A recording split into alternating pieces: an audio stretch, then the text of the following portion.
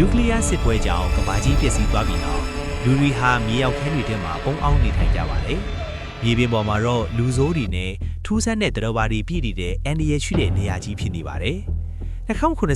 နှစ်ကလေးမွေးနေ့ပွဲတစ်ခုမှာကူပါဟိုဝတ်ဆိုတဲ့ဖခင်တူဟာ TV ကြည့်နေတော့ကောင်းကင်ကနေဘုံတွေကျလာပါတယ်။ကမ္ဘာကြီးဟာမီးဟုံးဟုံးတောက်တီပျက်စီးသွားပါတော့တယ်။အခု2296ခုနှစ်ကိုရောက်လာတဲ့အခါ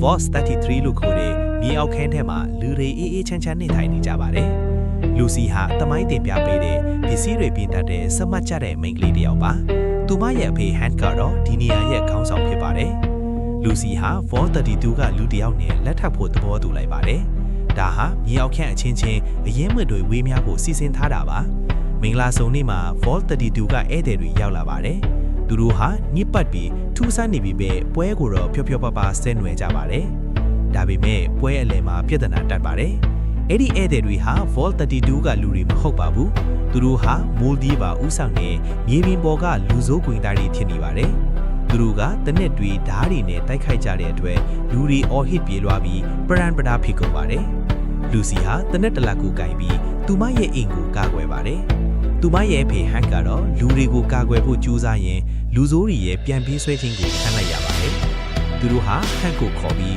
မြေပြင်ပေါ်ကိုထွက်ပြေးသွားကြပါတယ်။တိုက်ခိုက်မှုအပြီးမှာတော့လူအများကြီးသေဆုံးဒဏ်ရာရခဲ့ပါတယ်။လူစီဟာအယံဝါနေပြီးသူမရဲ့အဖေကိုတွားခဲ့ပြီးဆုံးဖြတ်လိုက်ပါတယ်။တခြားလူတွေကတားပြီးပဲလူစီဟာတိတ်တဆိတ်ထွက်လာခဲ့ပါတယ်။သူမဟာမြေအောက်ခန်းတကားကြီးကိုဖွင့်ပြီးကြောက်စရာကောင်းတဲ့အပြင်လောကကြီးကိုခြေချလိုက်ပါတော့တယ်။တစ်ချိန်တည်းမှာပဲမြေပြင်ပေါ်က Maximus ဆိုတဲ့လူငယ်တစ်ယောက်နဲ့တွေ့ရပါတယ်။သူဟာဤပညာဟောင်းတွေကိုစူးစောင်းတဲ့ Brotherhood of Steel အဖွဲ့ဝင်တစ်ယောက်ပါ။သူဟာတရေကုန်းတစ်ယောက်ဖြစ်ချင်တဲ့အိမ်မက်ရှိသူတစ်ယောက်ပါ။နောက်တစ်ယောက်ကတော့ Goon လို့ခေါ်တဲ့စုသေးသားလူသက်တစ်ယောက်ပါ။ရေဒီယိုတက်တီကြွမှုတွေကြောင့်သူဟာဘီလူတစ်ကောင်လိုရုပ်ပလက်ဆင်းပလက်ဖြစ်နေပါတယ်။သူဟာအယမ်းတော်ပြီးရက်ဆက်တဲ့သူတစ်ယောက်ပါ။လူစီဟာတဲခန္ဓာတွေဖြစ်စည်းနေတဲ့အဆောက်အဦတွေနဲ့ထူးဆန်းတဲ့တရဝါတွေကြားထဲမှာပထမဦးဆုံးလမ်းလျှောက်နေပါတယ်။သူမရဲ့စွန့်စားခန်းမှာအခုမှစတင်တာပါ။သူမအဖေကိုကဲနိုင်ပါမလား။ဘာတွေနဲ့ထပ်တွေ့ဦးမလဲဆိုတာစောင့်ကြည့်ရပါမယ်။ဇာတ်လမ်းလေးကိုစိုက်တယ်ဆိုရင် like and share လုပ်ပေးပါနော်။နောက်ထပ်